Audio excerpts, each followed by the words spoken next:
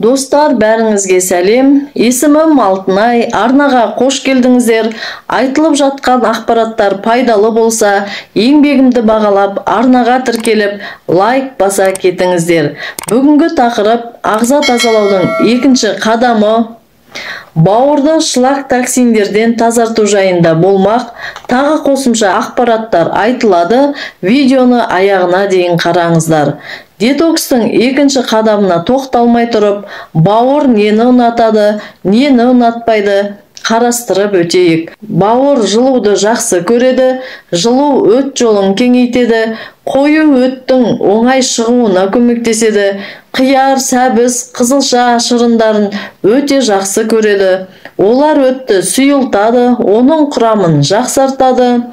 Бұл шырындарды кезекпен дайындап ішсеңіздер болады. Орам жапырақтың барлық түрлерін, пияз, сарымсақ, авокадоны, сұлының суын жақсы көреді, массажды жақсы көреді. Бұл қан айналымын жақсартады. Жаттығудан төңкерілген йога позаларын жақсы көреді. Аяқты жоғары көтерген жаттығу түрлерде бауыр жұмысын жақсартады. Демалғанды жақсы көреді. Аштықты жақсы көреді. Ағза аш кезінде ұзақ уақыт бойы жиналған токсиндермен күреседі. Сол кезде қанды мұқият тазартуға мүмкіндік алады. Шекті тазалаған кезде ағза қуанады. Енді бауыр нені ұнатпайды? Қуырылған, майлы, ұннан, сүттен жасалған тағамды, мөлшерден тыс жегенді ұнатпайды. Өт қоюланады, іш қатуды ұнатпайды. Өттің ішекте токсин ретінде қалып, қанға қайта түсу қаупі бар, ал бауыр бәріне шыдап, өзіне жинай бастайды. Бауыр іштің оң жағында, қабырға астынан сәл төмен орналасқан. Бауыр момын, еңбекқор, бауыр жұмысындағы проблемаларға вирустар, семіздік, балықты шикідей жеуде бауырға қауіпті екен. Себебі балық етін шикідей жеумен байланысты бауыр аурулары да бар екен.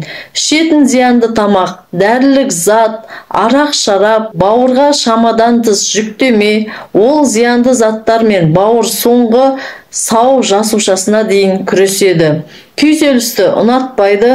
Күйзеліс кезінде асқазан, өт қабы, 12 елі ішек спазмы болып, өттің шығуы қиындайды, бауырды қысады, өт шығуы азаяды. Уайым, күйзеліс бүкіл ағзаны улайды. Бауыр ауруының психосоматикасы да осы ашу, реніш, күйзеліс болып табылады. Енді қазақта жаны саудың тәні сау деп бекерге айтпаса керек. Басыңыздың дәл төбесінің ауруы, бұл көбінесе бауыр ауырғанда, бауырға қан жетіспеу, бауырдың қуаты таусылуы сияқты аурудың белгісі болып табылады. Сонымен қатар адамның терісі арқылы да бауырдың жағдайын анықтауға болады. Дерматолог болмасаңыз да көзбен ақ терінің реңінен, бөртпелерден, дақтардан, майлы немесе құрғақ теріні байқай аласыз. Өйткені тері дене мен сыртқы орта арасында делдал ретінде әрекет етеді. Бауыр мен өт қабы ауруларының бастапқы кезеңдері әдетте адамға білінбей өтеді. Бауыр ұзақ уақыт бойы ешқандай белгі бермейді. Бауырдың өзі ауырмайды. Бауырда жүйке талшықтары жоқ. Тек бауыр ұлпасы капсуламен қоршалған. Бауыр ұлғайғанда капсулаға қысым жасайды, ал капсулада ауырсыну кезінде сезілетін жүйке талшықтары бар. Яғни капсула созылған кезде бауырда ауырсыну басталады. Бұл оң жақ қабырға астындағы жайсыздықпен, ауырлықпен сезіледі. Әбден шегіне жеткен соң тері арқылы белгі береді. Сонымен қатар тамақ пен ағзаға енген майлар ыдырамай ағзаға жинала берсе, салмақ та қосыла береді. Іш құрылысты май басады, тыныс алу нашарлап, тез шаршау, жүрек ауруларына жол ашылады.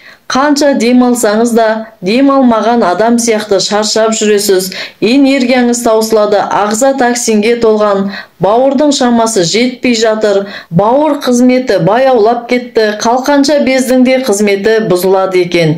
Қанның құрамы өзгереді, ауызға ащы дәмнің келуі, ағзада түрлі бактериялар көбейеді.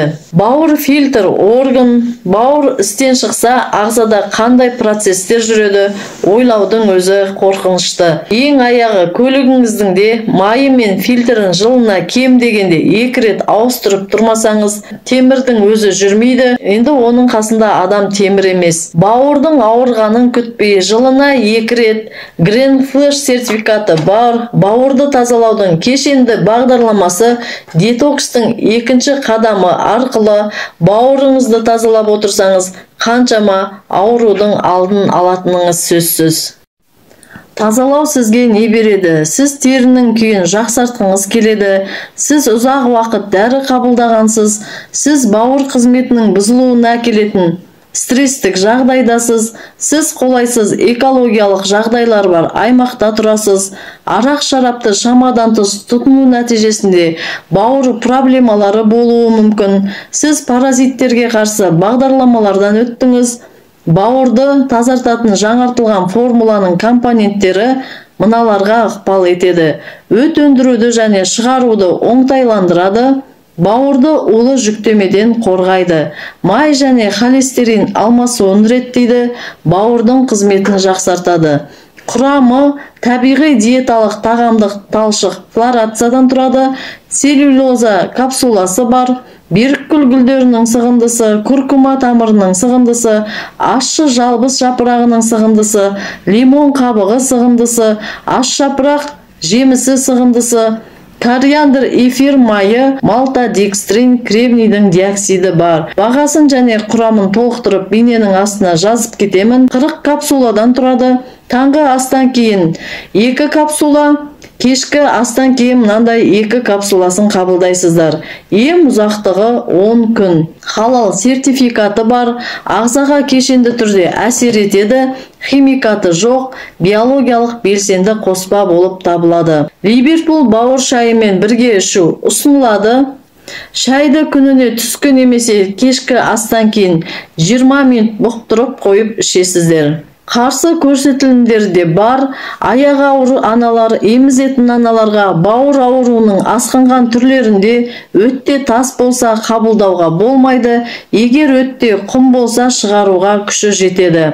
Детокстан өткен кезде биодрон қоссаңыздар, өте тамаша нәтижеге қол жеткізесіздер.